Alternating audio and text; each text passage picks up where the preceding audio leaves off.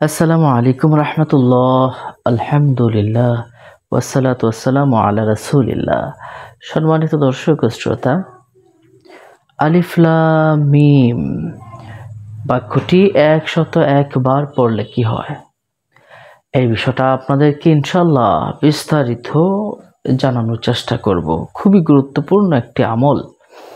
পবিত্র কুরআনুল কারীমের ২৯টি সূরা শুরু হয়েছে এমন কিছু বাক্য দ্বারা, যে বাক্যগুলোর অর্থ পৃথিবীর কেউ জানে না, শুধুমাত্র আল্লাহ এবং তার রাসূল সাল্লাল্লাহু আলাইহি সাল্লাম ব্যতীত। এই বাক্যগুলোকে হরফে মুকাত্তাআত বলা হয়, দুর্বোধ্য বাক্য। ২৯টি সূরার শুরুতে কিন্তু এই বিষয়টা আলোচনা করা হয়েছে। সম্মানিত দর্শক ও শ্রোতা, যেমন আলিফ লাম মিম সাদ, কাফ হা ইয়া আইন সাদ, হামিম,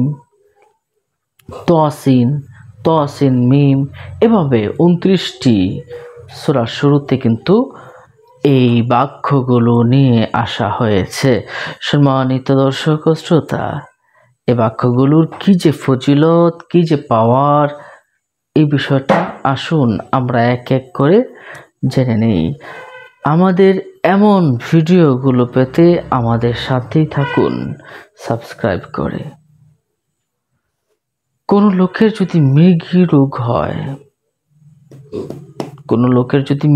রোগ হয় ২৯টি শব্দ পাঠ করে রোগীর কানে ফু দিলে রোগ মুক্তি হবে, রোগ তার ভালো হয়ে যাবে ইনশাআল্লাহ। তাহলে মৃগী রোগের মাঝে আপনি যদি ২৯টি শব্দ পড়ে যদি আপনি ফু দেন, ইনশাআল্লাহ তারা ভালো হয়ে যাবে। আরেকটা আমল দেখুন, ২৯টি শব্দের গর্ভপাত যদি হয়, অসময়ে গর্ভপাত হয়ে শিশু মারা যায়, তাহলে এই ২৯টি শব্দ পরে আপনি রূপোর পাতে যদি লিখে গলায় যদি দিয়ে দেন, ইনশাআল্লাহ অসময়ে গর্ভপাত হবে না এবং বাচ্চা ছেলে মেয়ে সন্তান বেঁচে যাবে ইনশাআল্লাহ। ২৯টি শব্দ রূপের পাতে লিখে দিবেন। আরেকটা আমল আছে কি জানেন, ২৯টি বাক্য যদি আপনি লিখে সঙ্গে রাখেন, ২৯টি বাক্য লিখে আপনি যদি সঙ্গে রাখেন, সে আশ্চর্য বিষয়গুলো জানতে পারবে, তার কাছে সংবাদ আসতে থাকবে। সুবহানাল্লাহি ওয়া বিহামদিহি। তাফসীর রুহুল মাআনিতে উল্লেখ আছে, হযরত আলী রাদিয়াল্লাহু তাআলা আনহু এই ২৯ শব্দের আমল এভাবে করতেন। কোনো বিপদ আপদ বালা মুসিবত মুশকিলে যদি পড়ে যেতেন, আলী রাদিয়াল্লাহু তাআলা আনহু ২৯টি শব্দ বা বাক্য পড়তেন, বিপদ দূর হয়ে যেত। সুবহানাল্লাহি ওয়া বিহামদিহি, আল্লাহু আকবার কাবীরা।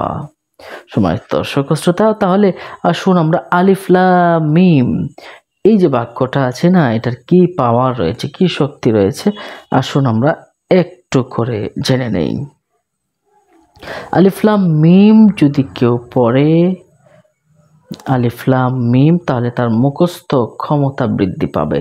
অনেকের আছে না, মনে থাকে না, পড়লে মনে থাকে না বা মুখস্থ করলে মনে থাকে না, তারা যদি দিনে কয়েকবার মাত্র আলিফ লাম মিম পাঠ করে, ইনশাআল্লাহ মুখস্থ ক্ষমতা বৃদ্ধি পাবে, আল্লাহর নূর তার লাভ হবে এবং মানুষের কাছে ওই ব্যক্তি প্রিয় হতে পারবে। মাত্র কয়েকবার ডেইলি যদি আপনি প্রতিদিন যদি মাত্র কয়েকবার পড়েন, ইনশাআল্লাহ এই ফল আপনি লাভ করবেন।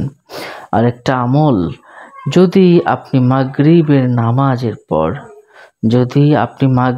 নামাজের পর ১০১ বার পাঠ করেন, প্রথমে ৩ বার দুরূদ শরীফ পড়ে নেবেন, যে দুরূদ আপনি পারেন সেটা পড়লে চলবে, তো সাল্লাল্লাহু আলাইহি সাল্লাম, এভাবে আপনি ৩ বার পাঠ করবেন। তারপর আপনি আলিফ লাম